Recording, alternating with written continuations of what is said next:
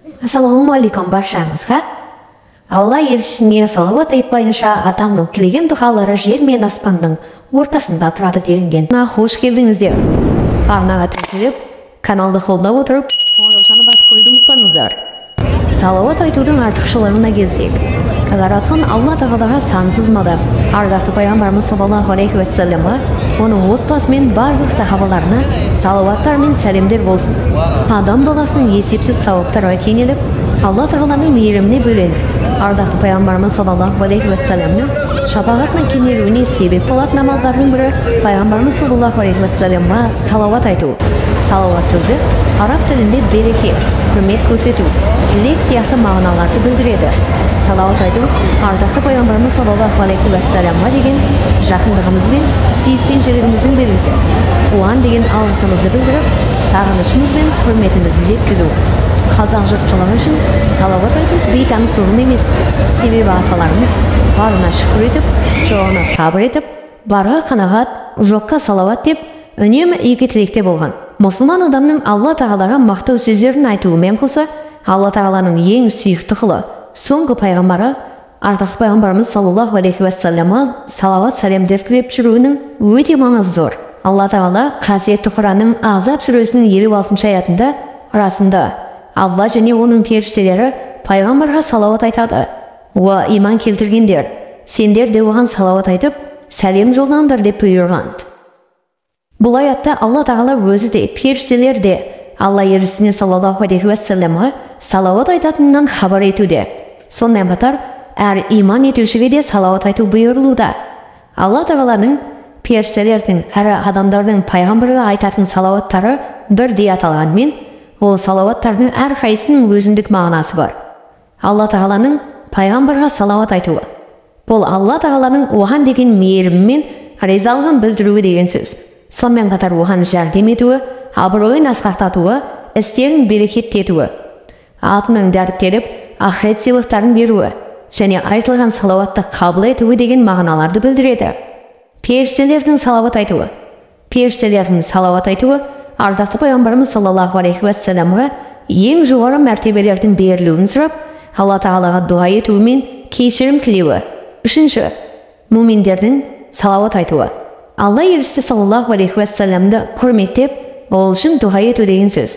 Ғалымдарымыз жоғарыда келтірілген Ахзаб сүресі 56 аятында ардақты пайғамбарымызға ерекше дәреже берілгендігі баяндалып тұрғанын айтқан. Өйткені қасиетті Құранда адам пайғамбарға оған Алланың сәлемі болсын, періштелердің сәжде еткені жайында аят бар. Ол турасында қасиетті Құраны Бақара сүресі 34 аятында сол уақытта періштелерге адамға сәжде етіңдер дедік. Сонда олар дереу сәжде етті.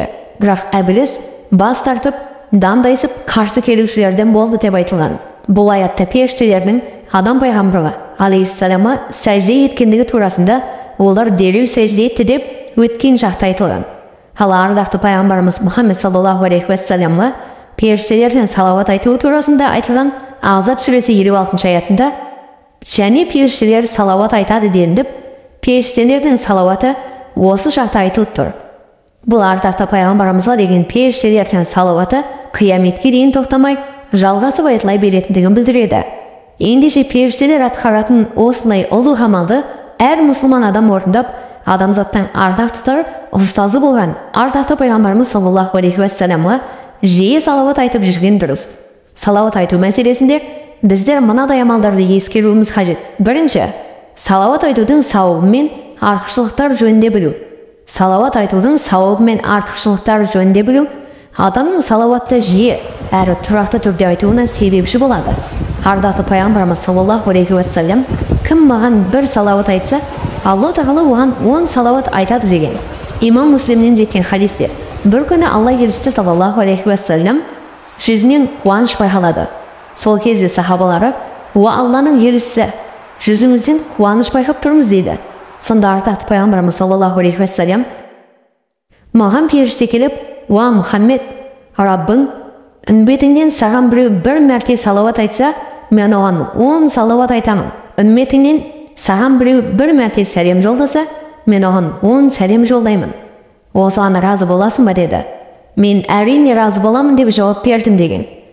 Тағы бір хадис шарифте Алла елшісі саллаллаху алейхи уассалам, кім маған бір салауат айтса, Алла тағала оған 10 салауат айтады. Және оның 10 қателігін кешіреді, әрі оның дәрежесін 10 есеге көтереді деп айтылған. Салауат айтудың артықшылығы мен сауабы жайында бұдан да өзге хадистерде көптеп айтылған. Бұл хадистердің барлығы салауат айтуға адамның немқұрайлық танытуға болмайтындығын, салауатты жиі айту Раббымыздың разылығына, ардақты пайғамбарымыз саллаллаху алейхи уассаламның шапағатына кенелуімізге себепші болатындығын көрсетеді. Сол себепті де салауат айтуға бұрынғы өткен ізгі адамдар мен ғалымдарымыз арнайы уақыт белгілейтін болған. Хазіреті Әбу Бәкір, Алла оған разы болсын, Алла елшісіне саллаллаху алейхи уассаламға шынайы ықыласпен салауат айту күнәларды суды кірді кетіргеннен де артық жойып жібереді. Алла тағалаға мақтау айтып, ардақты пайғамбарымызға салауат айту жомарттық танытып, қолындағы дүниені таратқаннан әлдеқайда жақсырақ деген. Салауат жайындағы қиссаға келсек, Алла елшісі саллаллаху алейхи уассалам мінбердің бірінші баспалдағына шығып бара жатып, әмин деп айтады. Екінші баспалдағына шығарда тағы да әмин дейді. Үшінші баспалдағына аяғын қойып тұрып тағы да әмин деген сөз айтады. Бұған куә болып тұрған сахабалар ардақты пайғамбарымыз саллаллаху алейхи уассаламның 3 мәрте әмин сөзіне айтуының мәнісін түсінбей, Алланың елшісі, мінберге шығарда неліктен 3 мәрте әмин деп айттыңыз деп сұрақ қояды. Сонда Алла елшісі саллаллаху алейхи уассалам мінберге шығарда Жәбірейіл періште жаныма келді де, кім Рамазан айына жетіп, кешірімге ие бола алмай өмірден өтсе, Алла оны мейірімнен алыстатсын деді.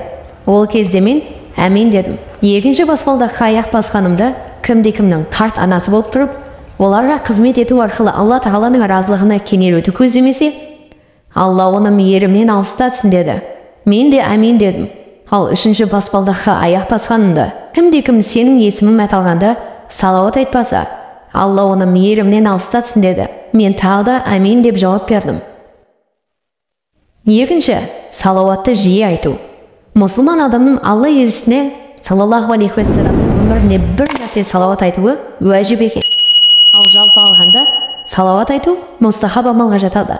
Ардақты пайғамбарымыз саллаллаху алейхи уассалам хадисінде сараң адам менің атым аталғанда маған салауат айтпаған адам дейді. Бірде Алла елшісі саллаллаху алейхи уассалам қызы Фатимадан Алла оған разы болсын, адамдардың ең сараңы кім деп ойлайсың деп сұрайды. Фатима анамыз, Алла тағала нәсіп еткен дәулеттен садақа бермейтін адамды ең сараң деуге болар дейді. Сол кезде пайғамбарымыз саллаллаху алейхи уассалам, жоқ, менің атым аталған жерде маған салауат айтпағандар, бұл нағыз сараңдар деген. Ардақты пайғамбарымыздың есімі аталғанда салауат айтумен қатар, есімі қағаз бетіне жазылған уақытта да салауат сөздерін жазу керек. Салауатты адам баласы намазда, қажылықта, Құран оқығанда, бір жиында сөз бастағанда, сөзін аяқтағанда, мешітке барарда, қатты күйзелгенде, Алладан кешірім сұрағанда, үйге кірерде, бір нәрсені ұмытып есіне түсіре алмағанда, ұйықтағанда, ашуланғанда, өмірдің қай жағдайында болса да айтқан дұрыс. Алла елшісіне саллаллаху алейхи уассаламға салауат айтуымыз ардақты пайғамбарымыздың бізге мұқтаждығын білдірмейді. Керісінше, адамдар сол салауатты айту арқылы үлкен сауапқа кенеліп, дәрежелері көтеріледі. Сонымен қатар қияметте Алла елшісінің саллаллаху алейхи уассаламның шапағатына ие болады. Сол себепті де Жүсіп баласы Ауни бабамыз салауат айтуды насихат етіп, сені тілеп пейнет шекті күн түн. Салауат айт, мақта ақта үмітін дейді. Үшінші, дұға тілегенде салауатпен бастап, салауатпен аяқтау.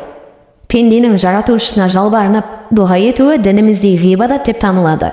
Ардақты пайғамбарымыз саллаллаху алейхи уассалам хадисінде дұға ету ол ғибадат деген. Ал сіз, құрметті көрермен, салауат айтудың қаншалықты пайдасын білесіз? Ал сіз күнделікті неше мәрте салауат айтасыз? Сол жайында өз пікіріңізді қалдыра кетіңіздер.